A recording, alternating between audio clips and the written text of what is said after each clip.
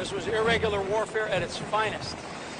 We have an army of digital soldiers.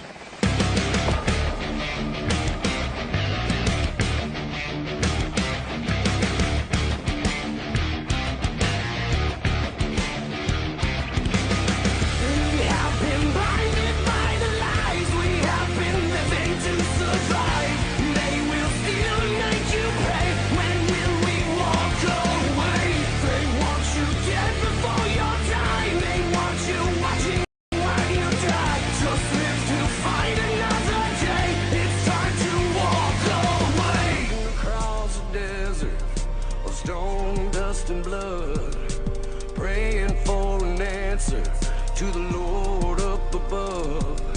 How can just one man be the shelter from the storm, knowing that the real war has only just begun? The storm is getting closer. We are the digital soldiers. It's time they run for cover. We are the digital soldiers.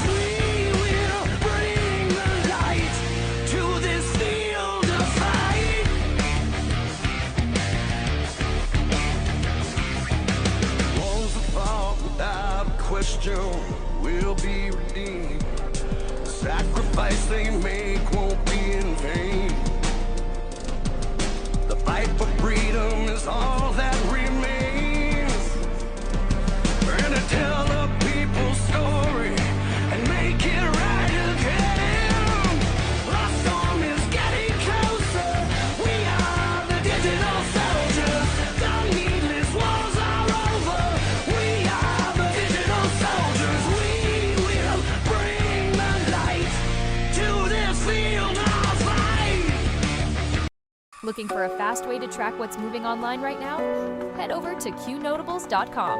It's a centralized index of notable clips, headlines, and references being shared across the community, organized for quick browsing.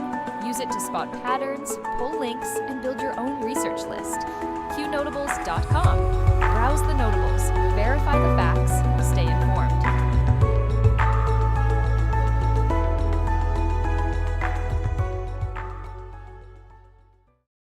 All reports can be found on Q Research or Qnotables.com. Notables do not equal endorsements. We are researchers who deal in open source information, reasoned argument, and dank memes. We do battle in the sphere of ideas and ideas only. We neither need nor condone the use of force in our work here. From the Q Research Board's Tuesday, April 28, 2026. Top story tonight, federal officials have charged Cole Tomas Allen with attempting to assassinate President Trump after the White House Correspondents Dinner shooting. Prosecutors say Allen traveled from California to Washington, D.C., armed with a shotgun, pistol, and knives before charging a security checkpoint near the event. Acting Attorney General Todd Blanche said Allen was one floor above the ballroom, with hundreds of federal agents between him and the president. The message from the Justice Department is direct. The security perimeter held, the threat was stopped, and the federal case is now moving forward.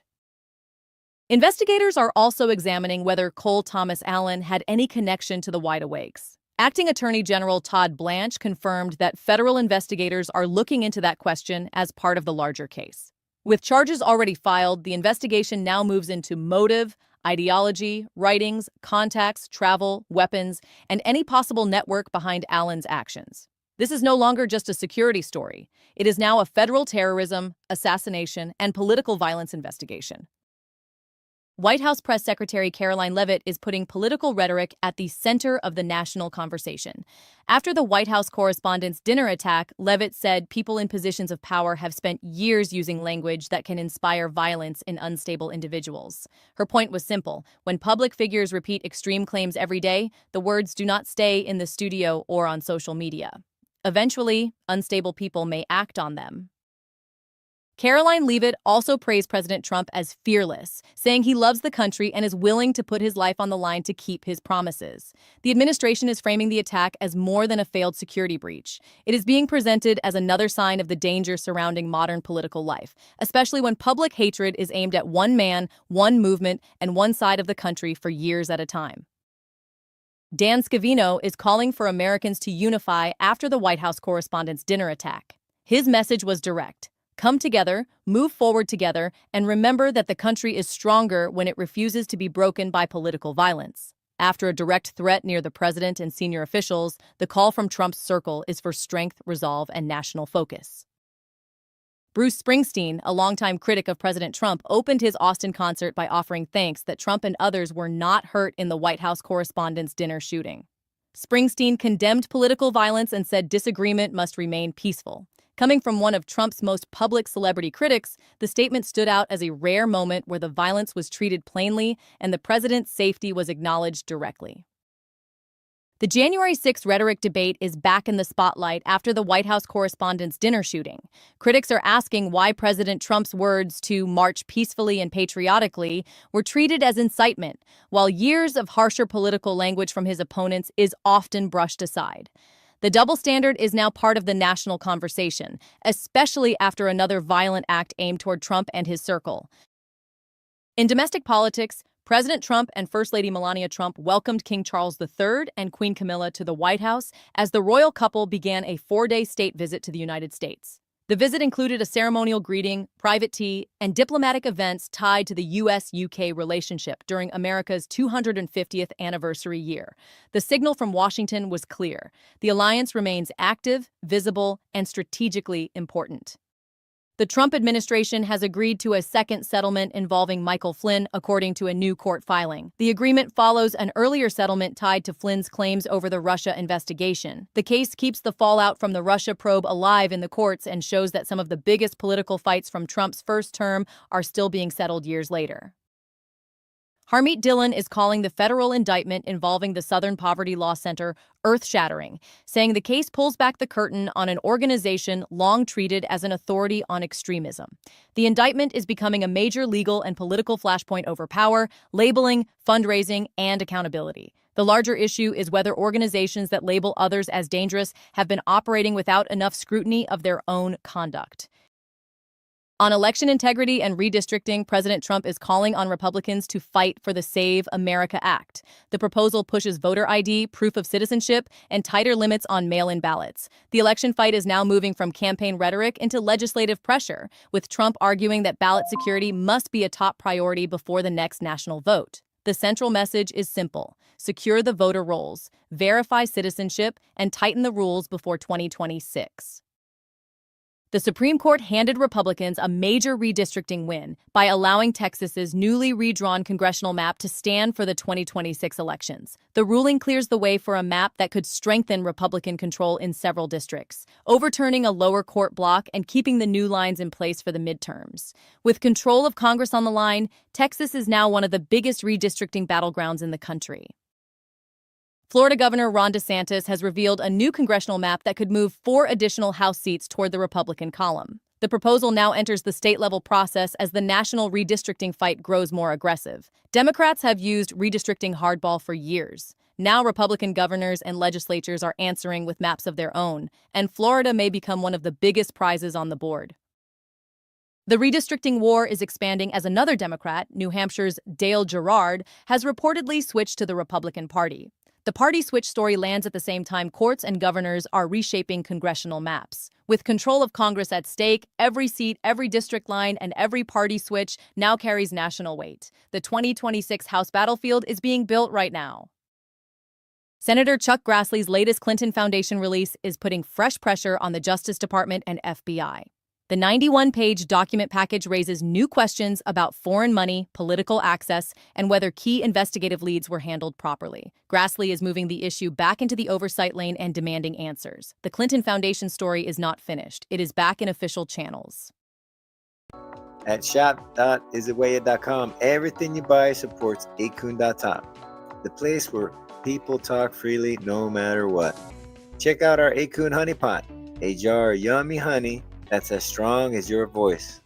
Put it on toaster and tea. It's not just honey, it's freedom in every bite. Then there's Acun Butter, a smooth handmade skin cream that makes you feel good while you fight for what's right. Awesome wood and pieces for display only.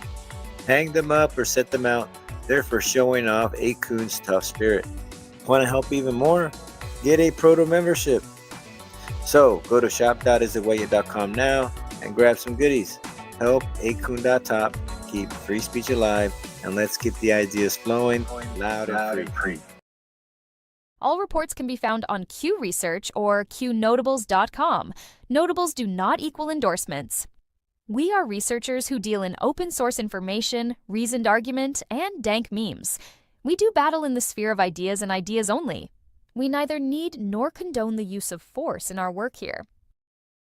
From the Q Research Boards, Tuesday, April 28, 2026, overseas, Iranian Foreign Minister Abbas Araghchi met with Russian President Vladimir Putin as U.S.-Iran diplomacy stalled, and tensions remained high across the Middle East. The meeting shows Tehran leaning harder on Moscow for support, while Russia positions itself as a power broker. Iran is looking for diplomatic cover, Russia is looking for leverage, and the United States is watching another hostile partnership tighten in real time.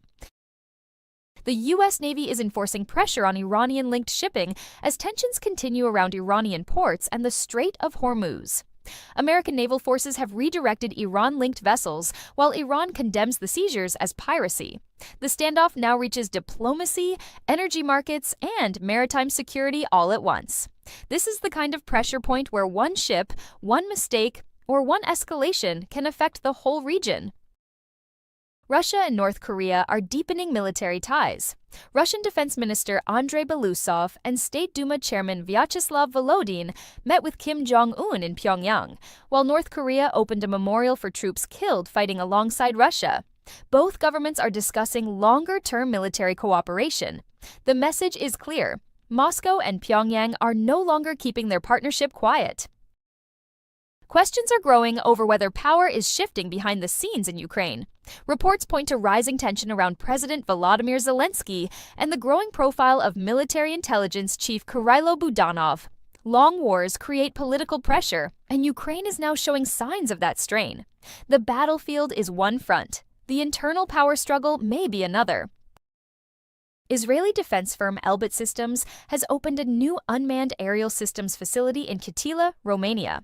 The site expands Elbit's European footprint and supports the Watchkeeper XR drone program, giving Romania more local production, integration, testing, and maintenance capability. As Europe rearms and drone warfare keeps reshaping modern conflict, Romania is becoming a more important defense production hub.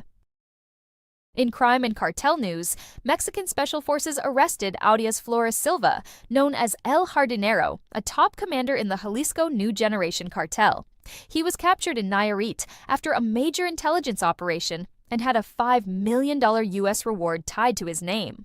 Officials described the arrest as a serious blow to cartel leadership and another sign that cartel command structures are under pressure. Federal authorities arrested Eugenio Dario Molina Lopez, known as Don Dario, in San Diego. Prosecutors say he led the Guatemalan trafficking organization Los Huistas and was tied to major cocaine shipments. The United States had offered a $10 million reward for information leading to his capture and conviction. The arrest brings one of the region's major alleged drug kingpins into U.S. custody. 22 Buddhist monks were arrested at Sri Lanka's international airport after authorities say they found about 242 pounds of marijuana hidden in luggage. Officials described it as the airport's largest single marijuana seizure. A 23rd monk was later arrested as investigators looked into who organized the smuggling operation. The case is drawing global attention because of the size of the bust and the people involved. Europol says 12 children were identified during its latest victim identification task force focused on child sexual exploitation. 34 specialists from Europol, Interpol, and 31 countries reviewed abuse material and generated more than 200 leads for national authorities.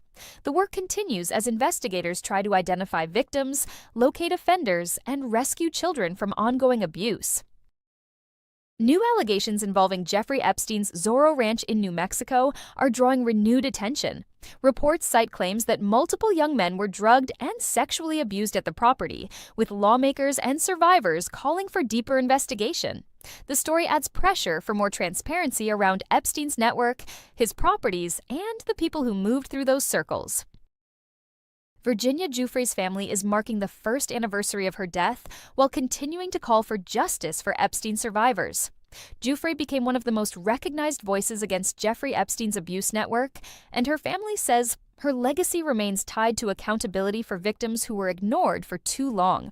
The Epstein story continues because the unanswered questions remain too large to bury. In tech and speech, Hillary Clinton's past warning about social media moderation is back in circulation. In 2024, Clinton said platforms must moderate and monitor content, or we lose total control.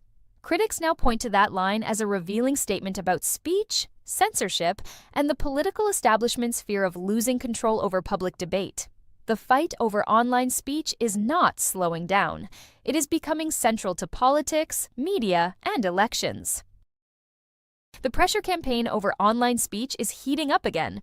Jim Watkins is warning users to do their best and prepare for what he calls deplatform season. The broader message is simple. Creators, researchers, and independent outlets should back up their work, secure alternate channels, and expect renewed pressure on politically sensitive speech. In this environment, one platform is not enough. Redundancy is survival. And closing tonight, the pattern across these stories is clear. A failed attack near President Trump, a renewed fight over political rhetoric, a redistricting war that could shape Congress, Iran leaning on Russia, Russia leaning on North Korea, cartels, child exploitation networks, and Epstein-related allegations still demanding answers. And online speech once again moving toward the center of the battlefield. This is a pressure moment across politics, law, foreign policy, crime, and information control. Stay sharp, stay grounded, and keep watching what they do next. Every voice matters. The power of free speech is more important than ever. Imagine a place where you can share your thoughts freely, explore new ideas, and engage in meaningful conversations anonymously. With online anonymity, you can express yourself without fear of judgment. It's about freedom, creativity, and connection. Join the conversation that matters. Embrace your voice. Celebrate your freedom. Visit 8kun.top today. That's 8kun.top. Don'tDeleteMeBro.com. Don'tDeleteMeBro.com. Don'tDeleteMeBro.com. Don'tDeleteMeBro.com. Don'tDeleteMeBro.com. Don'tDeleteMeBro.com. Don'tDeleteMeBro.com. Don'tDeleteMeBro.com. Share the site with others. Don'tDeleteMeBro.com. Don'tDeleteMeBro.com. Don'tDeleteMeBro.com. Share the site with others. Don'tDeleteMeBro.com. That's all for now. Stay alert, stay informed, and never hand your thinking over to anyone on a screen, including me. God bless you, God bless our troops, and God bless the United States of America. See you soon.